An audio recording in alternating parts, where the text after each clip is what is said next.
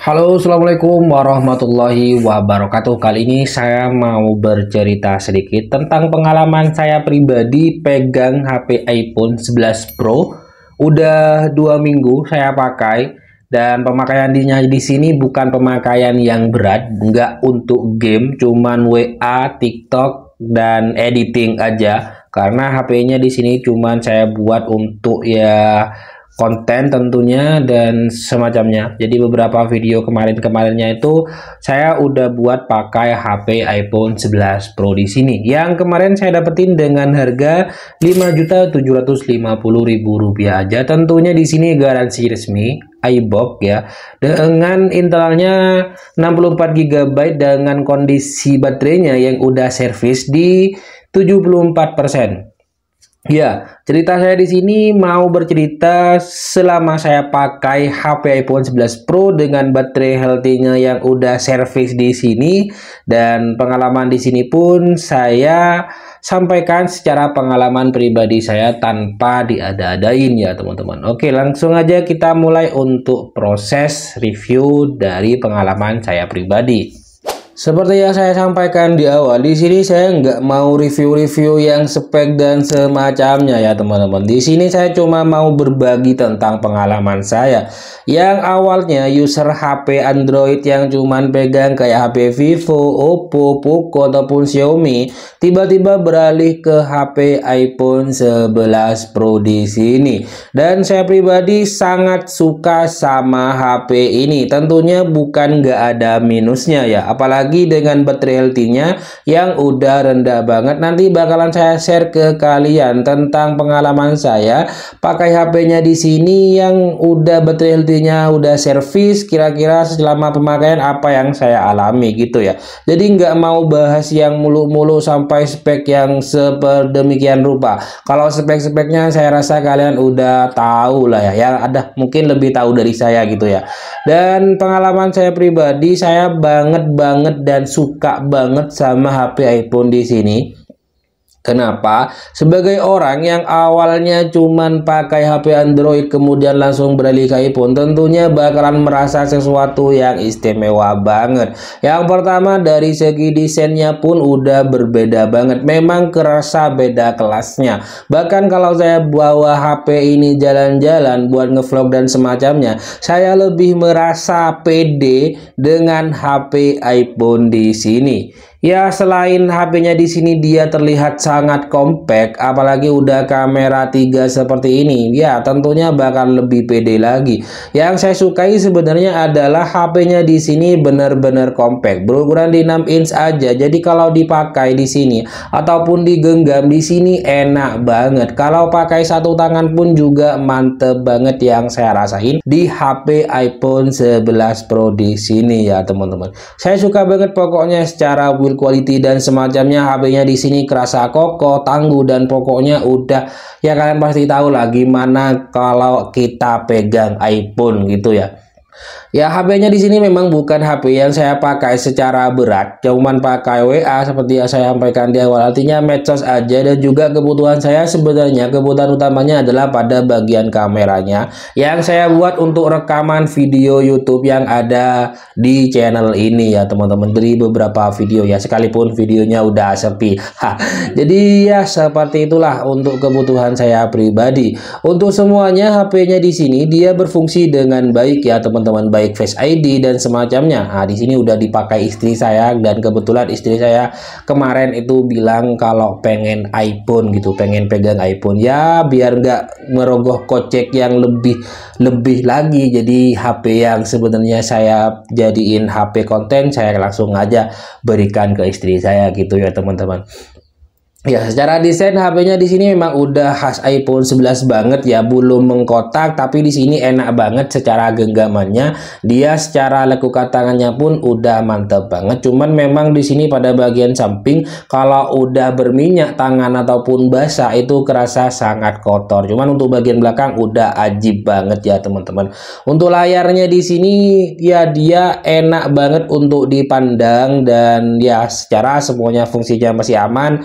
Truth on-nya juga masih oke, semuanya saya merasa layarnya di sini oke banget. Cuman memang kalau yang biasa pakai Android, yang udah biasa pakai punch hole untuk bagian layarnya, di sini ngerasa yang kayak yang gimana gitu ya. Tapi ini bukan kekurangan yang benar-benar signifikan, tapi rasanya itu, feel-nya itu gimana gitu kalau lihat layar yang masih berponi kayak gini, yang udah terbiasa sama layar punch hole gitu ya. Jadi ngerasanya tuh gimana gitu pokoknya ya teman-teman untuk HP-nya di sini. Kemudian untuk medsosan, untuk editing, kemudian semuanya itu HP-nya di sini enak banget pokoknya ya teman-teman. Jadi secara pengalaman saya untuk editingnya lancar, nggak pernah lag-lagan. Bahkan kalau saya biasanya kalau pakai Android itu, kalau mau upload video kayak di TikTok ataupun semacamnya ya, contohnya di TikTok aja, kalau saya mau upload video itu, kalau yang udah hasil editan aplikasi CapCut ataupun CapCut bahasanya itu, biasanya bakalan ada lag, kayak yang ceket-ceket gitu ya teman-teman. Dan di iPhone 11 Pro di sini nggak ada yang namanya lag, nggak ada yang namanya nyendat-nyendat ataupun ceket-ceket gitu. Semuanya lancar-lancar aja teman-teman. Intinya udah oke banget teman-teman untuk HP-nya di sini. Secara pemakaian, secara desain semuanya, HP iPhone di sini ajib dan mantep banget, dan juga bisa membuat cara HPD saya itu keluar dengan memegang iPhone di sini ya teman-teman. Cuman nah ini adalah poin pentingnya, cumannya di sini yang perlu saya sampaikan ke kalian. Ketika saya buat editing, ini saya pakai HP CapCut ya, pakai aplikasi CapCut aja. Ketika saya buat editing, HP-nya di sini gampang banget panas teman-teman. Di bagian sini, di bagian bawah kamera, ini yang paling rawan panas banget kalau dibuat edit-edit.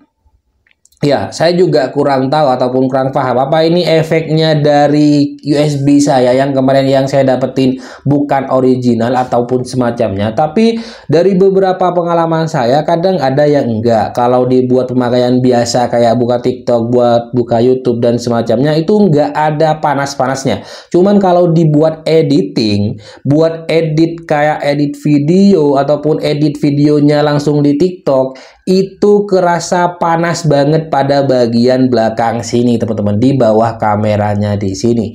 Ya saya juga kurang paham. Tentunya kekurangannya lagi ketika HP-nya udah panas, baterainya boros banget, kerasa boros banget pokoknya.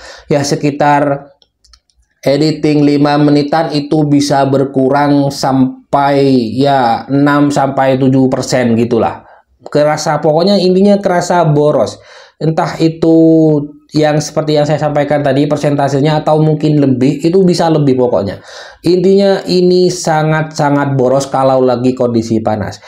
Tapi yang saya ini bisa bilang ke kalian, saya juga dengar pamor kan ya, kalau HP yang udah BH ataupun baterai healthy-nya udah servis, itu bakalan boros banget bang, ini itu dan semacamnya. Yang saya rasain ternyata masih standar dan enak-enak aja pokoknya. Untuk baterainya masih tergolong lumayan selama tidak panas. Perlu digarisbawahi, selama tidak dibuat editing, tidak buat rekaman, HP-nya di sini enak dan awet banget secara baterainya. Ya kalau mau dibanding-bandingin sama Android ya janganlah ya, soalnya kan Android baterainya udah lebih besar. Tapi dari pengalaman saya selama saya pakai HP-nya di sini, saya lebih jarang sering pegang gitu ya, nggak selalu sering-sering pegang amat. Jadi saya kebutuhannya kalau cuma scroll TikTok baru saya pegang, scroll YouTube ataupun WA-an, ya itu aja buat editing dan semacamnya, itu aja.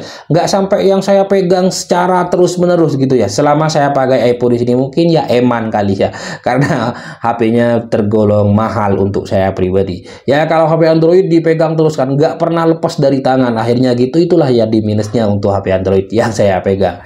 Ya secara baterai saya suka banget HP ini, sekalipun sudah servis Ya, saya bisa bilang kalau pamor Kak yang ya kalau sudah servis itu pasti boros, udah bocor baterainya semacamnya. Saya bisa bilang itu bohong ketika saya pegang HP iPhone 11 Pro di sini. Karena apa? Karena selama saya pegang HP ini sekalipun udah baterainya servis, itu masih enak banget dan kerasa normal selama tidak dibuat editing ataupun rekaman. Jadi borosnya HP ini itu ketika dibuat edit sama ngerekam itu udah boros banget. Apalagi kalau kita sampai mentokin rekamannya pakai 4K 60 fps. Beh, jangan tanya lagi.